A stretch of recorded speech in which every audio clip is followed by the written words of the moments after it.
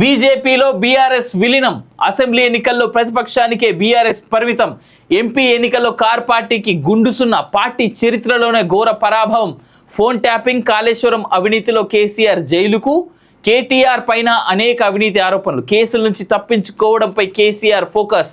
కవితను బయటకు తీసుకురావడానికి విశ్వ ప్రయత్నాలు. ఆఖరికి పార్టీని బీజేపీలో విలీనం చేసేందుకు కూడా రెడీ. మేము తెలంగాణకే పరిమితం కాము, మా పాలన దేశం కోరుకుంటున్నదన్న కేసీఆర్ టీఆర్ఎస్ను కాస్త బీఆర్ఎస్గా మార్చి దేశ రాజకీయాల్లో చక్రం తిప్పుతానని ప్రగల్భాలు పలికారు. ఆయన పాలనకు చేతలకు పొంతన లేకపోవడం, నియంత విధానాలు నచ్చని తెలంగాణ జనాలు అసెంబ్లీ ఎన్నికల్లో ప్రతిపక్షానికి పరిమితం చేసి ఎంపీ ఎన్నికల్లో గుండుసున్నా ఇచ్చారు. గతంలో చేసిన పాపాలు, అవినీతి కేసులు వెంటాడతాయనే భయాందోళనలో ఉన్న కేటీఆర్ కవితను సైతం రక్షించుకునేందుకు బీజేపీలో బీఆర్ఎస్ను విలీనం చేసే సేఫ్ కావాలనుకుంటున్నట్టుగా సమాచారం అంటూ చూస్తూ ఉన్నాం. ఇంకా ఇన్ డీటెయిల్గా ఎన్నో ఆంక్షలతో ఏర్పడ్డ తెలంగాణలో ఉద్యమ నాయకుడైన కేసీఆర్కు ప్రజలు పట్టం కట్టారు. ప్రజలు ఇచ్చిన అధికారాన్ని తలకెక్కించుకున్న కేసీఆర్ ఇష్టారీతిగా పాలన చేసిండు. ప్రజల సమస్యలను పట్టించుకోలేదు. ఎమ్మెల్యేలు, ఎంపీలను సైతం లెక్క చేయలేదు. అయినా దేశకి నేత కేసీఆర్ అంటూ పొగిడించుకుంటూ దేశ రాజకీయాలను ఏలుతానని అప్పటిదాకా తెలంగాణ సెంటిమెంట్తో ఉన్న పార్టీ పేరును బీఆర్ఎస్గా మార్చి పక్క రాష్ట్రం ఆంధ్రాకు కొత్త అధ్యక్షుడిని సైతం నియమించి మహారాష్ట్రలో పోటీ చేయడానికి తీవ్ర యత్నాలు చేశారు. అయితే బీఆర్ఎస్ పాలనపై తీవ్ర నిరాశలో ఉన్న తెలంగాణలోని అన్ని వర్గాల ప్రజలు అసెంబ్లీ ఎన్నికల్లో కేసీఆర్కు బుద్ధి చెప్పారు. 105 దాకా సీట్లు గెలుస్తామని చెప్పిన కేసీఆర్ పార్టీకి 39 సీట్లు ఇచ్చే ప్రతిపక్షానికి పరిమితం చేశారు. సరే, ఈ ఇన్ డీటెయిల్కి చదివేదానికంటే ముందు చాలా డీటెయిల్గా మనం అర్థం చేసుకోవాల్సింది ఏంటంటే, ఇక్కడ చాలా క్లియర్గా రాసిర్రు శనార్థిలో, కేసీఆర్ తన పార్టీని తీసుకెళ్ళి బీజేపీలో విలీనం చేసేస్తే కాళేశ్వరం ఇష్యూ నుంచి, ఫోన్ ట్యాపింగ్ అంశం నుంచి, లిక్కర్ కేసు నుంచి, కేటీ రామారావుకి సంబంధించినటువంటి ల్యాండ్ కబ్జాలు కావచ్చు, ఫామ్ హౌస్ కేసులు కావచ్చు, తన ఐటీ వింగ్లో తను చేసిన టీ హబ్తో పాటు కలుపుకొని తను చేసినటువంటి అక్రమాలన్నింటిలో నుంచి తనని బయటపడేస్తారేమో అనేటువంటి అంచనాలో కేసీఆర్ ఉన్నట్టుగా ఈ వార్త ప్రకారం మనకు తెలుస్తుంది. అయితే కొన్ని రోజుల క్రితం నేను చెప్పిన, మీకు గుర్తుందో లేదో, 40 మంది ఎమ్మెల్యేలతో రేవంత్ రెడ్డి వేరే జాతీయ పార్టీలోకి వెళ్లేందుకు ఊహాగానాలు వినిపిస్తూ ఉన్నాయి. సేమ్ టైం బీఆర్ఎస్ పార్టీని పూర్తి స్థాయిగా ఈ అన్నిటి అంశాల నుంచి బయటపడేందుకు ఒక జాతీయ పార్టీలో విలీనం చేసేందుకు అవకాశాలు కల్పిస్తూ ఉన్నాయి అనేటువంటిది తెలుస్తూ ఉన్నటువంటి అంశంగా నేను చెప్పిన మొన్న రీసెంట్గానే 8వ తేదీయో 7వ తేదీయో నేను చేసినటువంటి న్యూస్లో చెప్పిన, లేదా 9వ తేదీ చేసిన న్యూస్లో చెప్పినట్టు గుర్తు నాకు. అదే అంశాన్ని ఇవాళ రాసినట్టుగా కనిపిస్తూ ఉన్నది. ఎంతో కొంత ఈ ఉన్నటువంటి అన్ని ఊహాగానాల్లో వాస్తవం అయితే లేకపోలేదు. ఇవాళ కాకపోతే రేపు, రేపు కాకపోతే ఎల్లుండి, లేదా 6 నెలల తర్వాత, సంవత్సరం తర్వాత చాలా వరకు ఇదే పాసిబిలిటీగా కనిపిస్తూ ఉన్నట్టుగా చూస్తూ ఉన్నాం. ఏదేమైనా ఇఫ్ కేసీఆర్ కానీ లేదా బీఆర్ఎస్ పార్టీ కానీ విలీనం చేస్తే మేబీ లోకల్ రాజకీయాలకు ఇంకా స్వస్తి పలికినట్టే. లోకల్ పార్టీలు ఇకపై కనిపించవు, మనకి ఏమాత్రం స్కోప్ లేదు.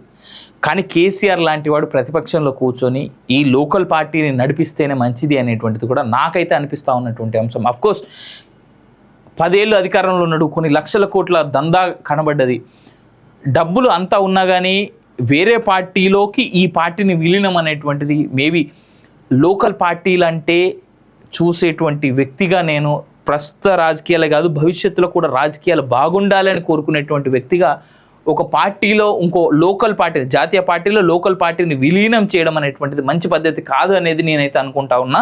ఇది నా సెల్ఫ్ ఆలోచన మాత్రమే. బీజేపీలో బీఆర్ఎస్ విలీనం. అసెంబ్లీ ఎన్నికల్లో ప్రతిపక్షానికే బీఆర్ఎస్ పరిమితం. ఎంపీ ఎన్నికల్లో కార్ పార్టీకి గుండుసున్న. పార్టీ చరిత్రలోనే ఘోర పరాభవం. ఫోన్ ట్యాపింగ్, కాళేశ్వరం అవినీతిలో కేసీఆర్ జైలుకు.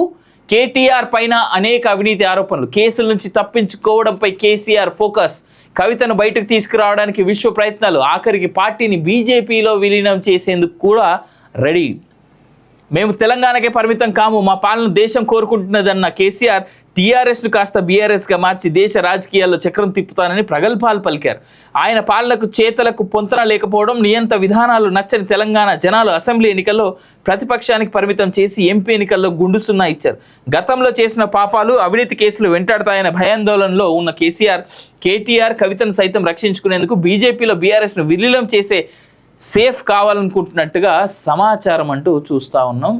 ఇంకా ఇన్ డీటెయిల్గా ఎన్నో ఆంక్షలతో ఏర్పడ్డ తెలంగాణలో ఉద్యమ నాయకుడైన కేసీఆర్కు ప్రజలు పట్టం కట్టారు. ప్రజలు ఇచ్చిన అధికారాన్ని తలకెక్కించుకున్న కేసీఆర్ ఇష్టారీతిగా పాలన చేసిండు. ప్రజల సమస్యలను పట్టించుకోలేదు, ఎమ్మెల్యేలు ఎంపీలను సైతం లెక్క చేయలేదు. అయినా దేశ్కి నేత కేసీఆర్ అంటూ పొగిడించుకుంటూ దేశ రాజకీయాలను ఏలుతానని అప్పటిదాకా తెలంగాణ సెంటిమెంట్తో ఉన్న పార్టీ పేరును బీఆర్ఎస్గా మార్చి పక్క రాష్ట్రం ఆంధ్రాకు కొత్త అధ్యక్షుడిని సైతం నియమించి మహారాష్ట్రలో పోటీ చేయడానికి తీవ్ర యత్నాలు చేశారు. అయితే బీఆర్ఎస్ పాలనపై తీవ్ర నిరాశలో ఉన్న తెలంగాణలోని అన్ని వర్గాల ప్రజలు అసెంబ్లీ ఎన్నికల్లో కేసీఆర్కు బుద్ధి చెప్పారు. 105 దాకా సీట్లు గెలుస్తామని చెప్పిన కేసీఆర్ పార్టీకి 39 సీట్లు ఇచ్చే ప్రతిపక్షానికి పరిమితం చేశారు. సరే, ఈ ఇన్ డీటెయిల్కి చదివేదానికంటే ముందు చాలా డీటెయిల్గా మనం అర్థం చేసుకోవాల్సింది ఏంటంటే ఇక్కడ చాలా క్లియర్గా రాసిర్రు శనార్థిలో, కేసీఆర్ తన పార్టీని తీసుకెళ్ళి బీజేపీలో విలీనం చేసేస్తే కాళేశ్వరం ఇష్యూ నుంచి, ఫోన్ ట్యాపింగ్ అంశం నుంచి, లిక్కర్ కేసు నుంచి, కేటీ రామారావుకి సంబంధించినటువంటి ల్యాండ్ కబ్జాలు కావచ్చు, ఫామ్ హౌస్ కేసులు కావచ్చు, తన ఐటీ వింగ్లో తను చేసిన టీ హబ్తో పాటు కలుపుకొని తను చేసినటువంటి అక్రమాలన్నింటిలో నుంచి తనని బయటపడేస్తారేమో అనేటువంటి అంచనాలో కేసీఆర్ ఉన్నట్టుగా ఈ వార్త ప్రకారం మనకు తెలుస్తుంది. అయితే కొన్ని రోజుల క్రితం నేను చెప్పిన, మీకు గుర్తుందో లేదో, 40 మంది ఎమ్మెల్యేలతో రేవంత్ రెడ్డి వేరే జాతీయ పార్టీలోకి వెళ్లేందుకు ఊహాగానాలు వినిపిస్తూ ఉన్నాయి. సేమ్ టైం బీఆర్ఎస్ పార్టీని పూర్తి స్థాయిగా ఈ అన్నిటి అంశాల నుంచి బయటపడేందుకు ఒక జాతీయ పార్టీలో విలీనం చేసేందుకు అవకాశాలు కల్పిస్తూ ఉన్నాయి అనేటువంటిది తెలుస్తూ ఉన్నటువంటి అంశంగా నేను చెప్పిన మొన్న రీసెంట్గానే 8వ తేదీయో 7వ తేదీయో నేను చేసినటువంటి న్యూస్లో చెప్పిన, లేదా 9వ తేదీ చేసిన న్యూస్లో చెప్పినట్టు గుర్తు నాకు. అదే అంశాన్ని ఇవాళ రాసినట్టుగా కనిపిస్తూ ఉన్నది.